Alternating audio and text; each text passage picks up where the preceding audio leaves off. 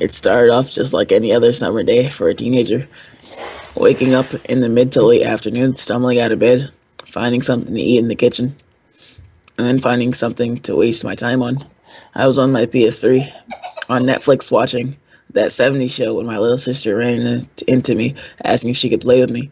I said sure and suggested I find something we could both watch together, and she nodded with excitement. I searched around for a bit for a kid-friendly show or a movie that didn't mind to watch until I got to Phineas and Ferb. My sister and I watch the show together sometimes, and I actually find it quite funny, especially for a show aimed at younger kids.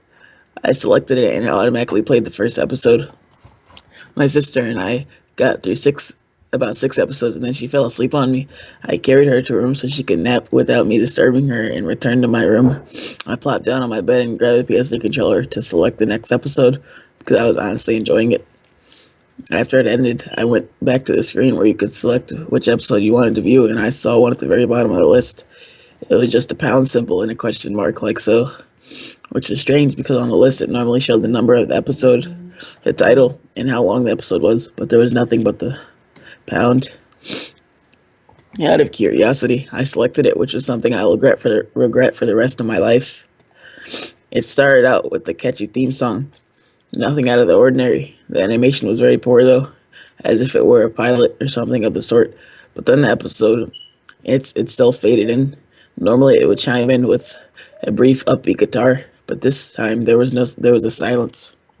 The camera panned down from pointing up at the sky to Phineas and Ferb sitting under a tree, as episodes sometimes did. Instead of the normal happy, or at least neutral, expressions on their face, there was a terrifying, sinister look on Ferb's face, which creeped me out so bad that I couldn't look for very long, and a look of absolute pain on Phineas. They sat in silence for a good minute and a half, and the camera slowly zoomed into Phineas. His face started to warp and then returned to normal. There were tears welling up in his eyes, and he fell over, letting out heavy sobs. The audio alternated between fuzzy and normal. The sobs didn't sound cartoon-like at all. They sounded like they were legitimate, as if something truly terrible had happened. They got louder and louder until it got so unbearable that I had to grab my remote and turn it down. I continued to watch, though I didn't want to. It was like a car wreck. I just couldn't look away from the screen for a good bit of time. My eyes met those of Ferb's. I couldn't break the stare. It was as if he was looking into me. I felt uneasy, as if I were actually being watched.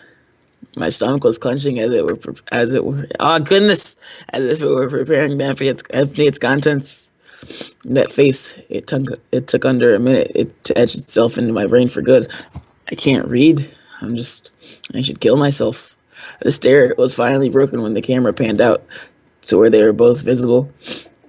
Phineas started screaming, "Why? Why?" While he pounded the ground with his fist over and over and again. Ferb remained silent while the sinister look on his face became more and more terrifying. The frame abruptly changed to a shot of Phineas hanging by a noose from the tree. As soon as the frame showed up, there was a terrible screeching sound.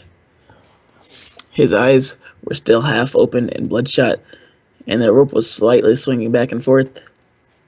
Ferb was in the exact same spot, unmoved. Ferb started to laugh, but the laugh had no audio. Only for the screeching was heard.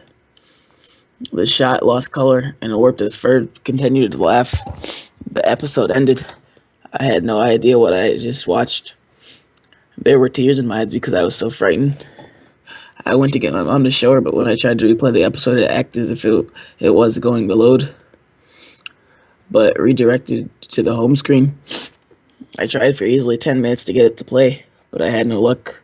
My mom told me I was being ridiculous, and I left and tried to find it the next day, but the pound was nowhere to be found. It's been 4 weeks now, and I've been having terrible, violent nightmares ever since.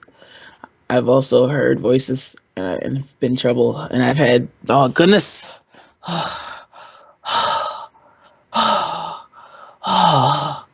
just take deep breaths. And I've been having hallucinations. I've talked to a couple of psychologists and counselors, but they all say it's due to stress. I don't believe them. It has something to do with the episode.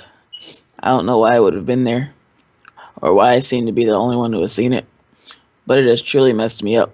I still have Ferb's face in my mind. If you ever stumble upon this, please